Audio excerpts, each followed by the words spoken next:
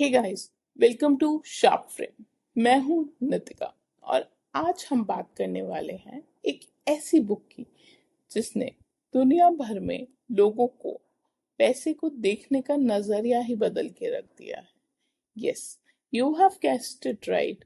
We are talking about the book rich dad and poor dad. अगर आपने इस book का नाम पहले सुना है तो ट्रस्ट मी, आप एक जर्नी के एज पे खड़े हैं। और आपने अगर ये नाम कभी नहीं सुना तो घबराइए मत। इस एपिसोड के बाद you will experience a life changing perspective about money. तो शुरू करते हैं।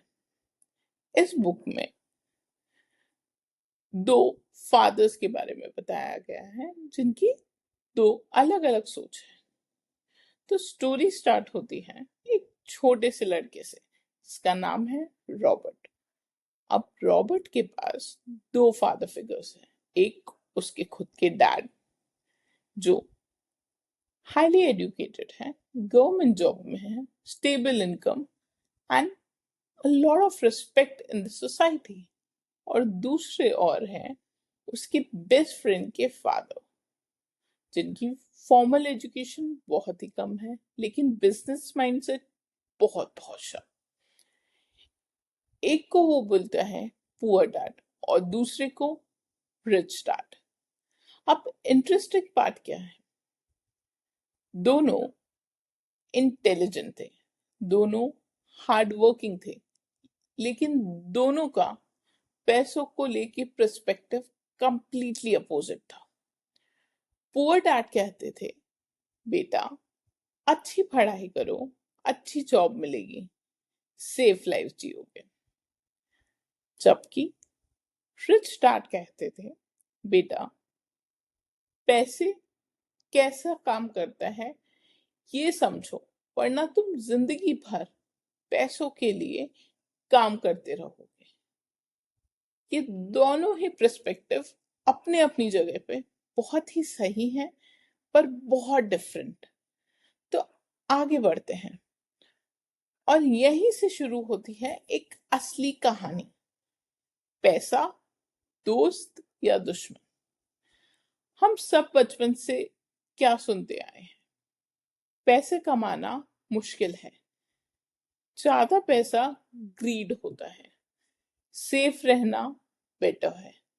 और धीरे धीरे हम एक इनविजिबल से ट्रैप में फंस गए हैं।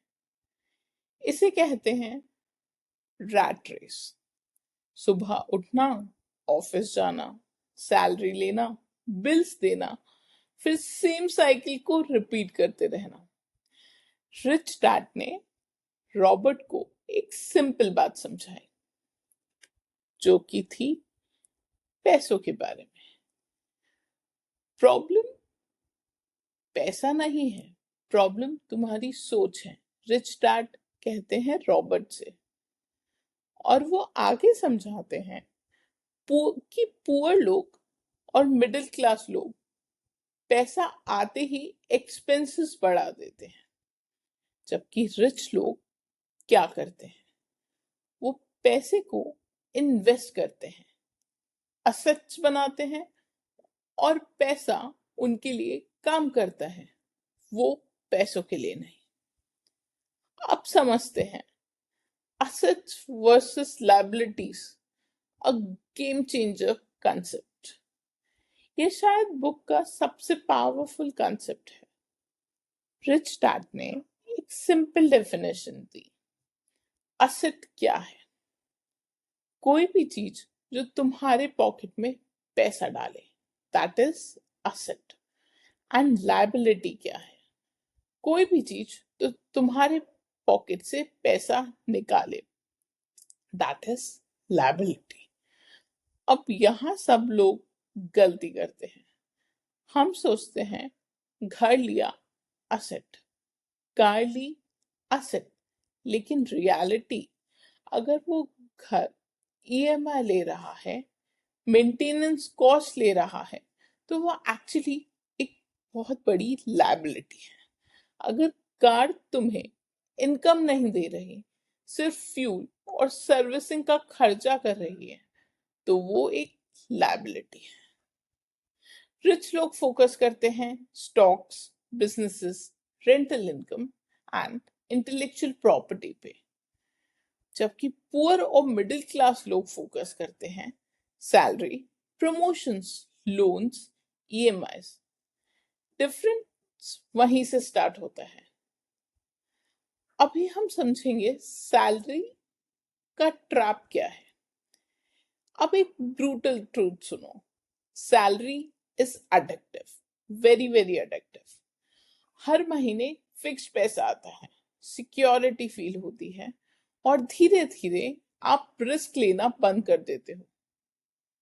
पुअर डैड का माइंडसेट था जॉब सिक्योरिटी सबसे इंपॉर्टेंट है, जबकि रिच डैड का माइंडसेट था लर्निंग और ग्रोथ सबसे इंपॉर्टेंट है।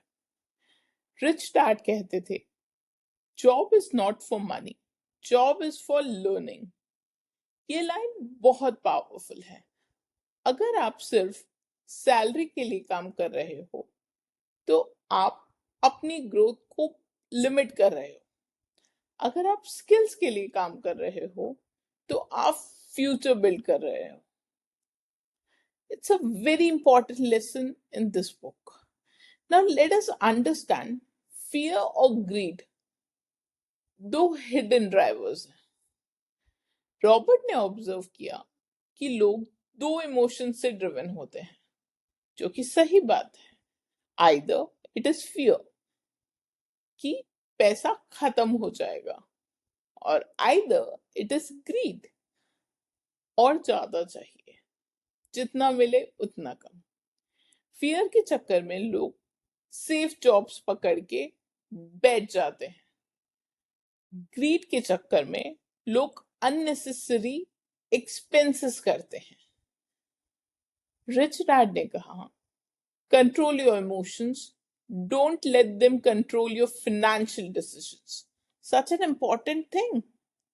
Sometimes we are so much influenced by the emotions of what somebody is doing, how people perceive us in a societal setup, that we forget that we operate out of emotions, but instead we should be operating out of clear common sense and a complete use of mind. But here we are. We all are human, emotional beings. But अब आगे समझते हैं। Very interesting.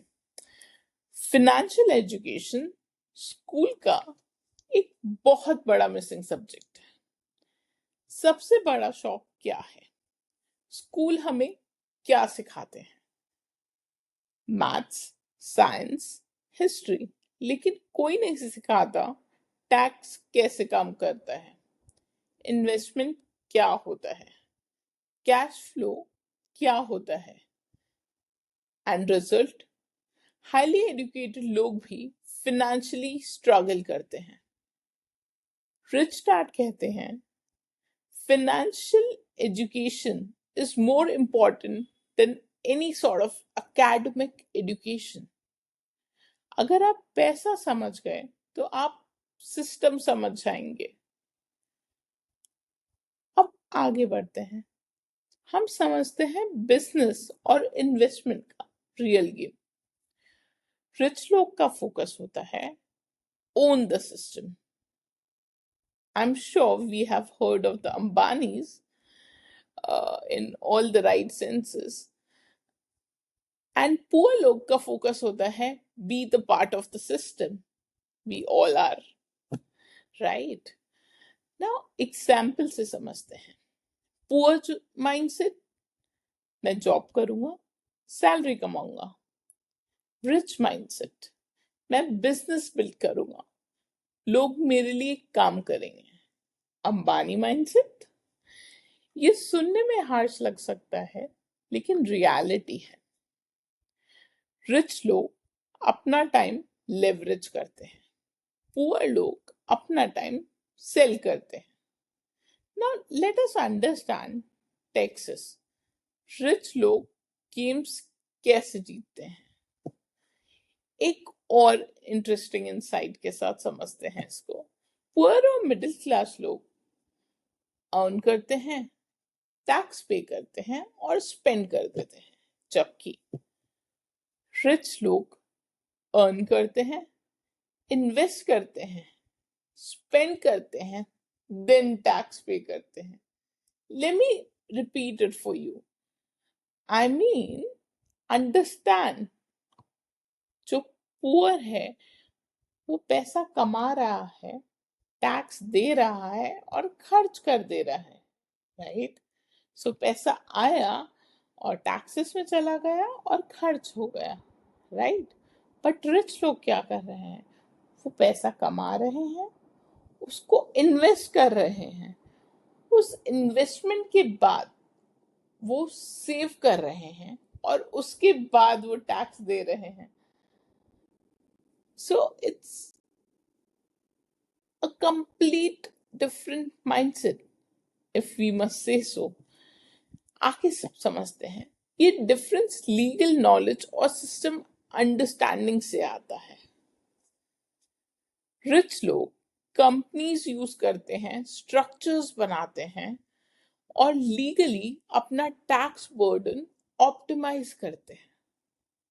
ये cheating नहीं है, it's just a form of smartness, and which in all fair senses is so much justified and so beneficial.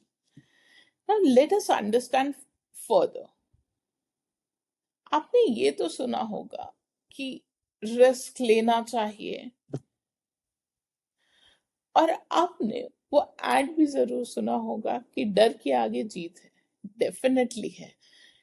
According to rich dad poor dad, risk is equals to डर के आगे growth है। Most लोग risk से डरते हैं, इसलिए वो कभी ग्रो नहीं करते। रिच डैड कहते हैं रिस्की चीजें इन्वेस्टमेंट नहीं है, इग्नोरेंस रिस्क है। वापस सुनिए, रिस्की चीजें इन्वेस्टमेंट नहीं है, but ignoring something is a high risk. अगर आप समझ के इन्वेस्ट कर रहे हैं तो वो रिस्क नहीं है। अगर आप बिना समझे सेफ खेल रहे हो तो वो सबसे बड़ा रियल रिस्क है। सेफ खेलने में प्रॉब्लम नहीं है, बट रिस्क ना लेना बहुत प्रॉब्लमैटिक है। आगे समझते हैं। Should we work to learn और should we learn to earn? आगे समझते हैं।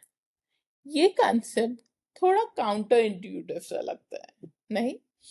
रिच डैड ने रॉबर्ट को बोला, डिफरेंट जॉब्स ट्राई करो, अलग अलग स्किल्स सीखो, सेल्स सीखो, कम्युनिकेशन सीखो, अकाउंटिंग समझो, लीडरशिप डेवलप करो। क्यों? क्योंकि फ्यूचर में आपको अपना सिस्टम बिल्ड करना है। Sales, communication, accounting, leadership is very very important. और सिस्टम तभी बनता है जब आपको हर पीस समझ आए उस सिस्टम का।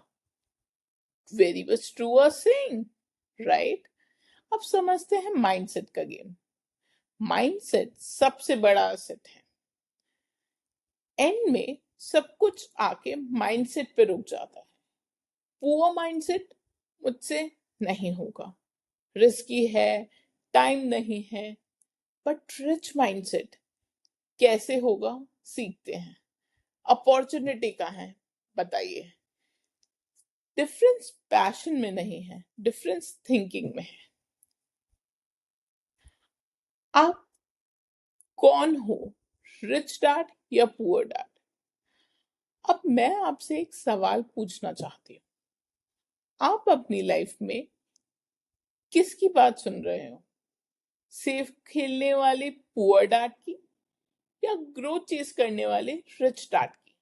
सच ये है, दोनों हमारे अंदर होते हैं। हर डिसीजन में, हर रिस्क में, हर अपॉर्चुनिटी में और हर बार जब आप चूज करते हो, आप अपनी फाइनेंशियल फ्यूचर डिसाइड करते हो। I would want to leave you with a last thought which I've had after reading through this book, which is अगर आप सिर्फ पैसा कमाना चाहते हो तो ये बुक आपको हेल्प करेगी, लेकिन अगर आप पैसा समझना चाहते हो तो ये बुक आपकी लाइफ चेंज करके रख देगी। मैं हूं नितिका और आप हो मेरे साथ शाफ्रेम। तो इसे शेयर जरूर करिएगा, लाइक जरूर करिएगा, क्योंकि नॉलेज जब सर्कुलेट होती है तभी मल्टीप्लाई होती है। मिलते हैं नेक्स्ट एपिसोड में, जहां हम एक और स्टोरी को सिर्फ समझाएंगे नहीं बल्कि फील करेंगे। Until then, keep thinking rich, live smart. Thank you. Bye bye.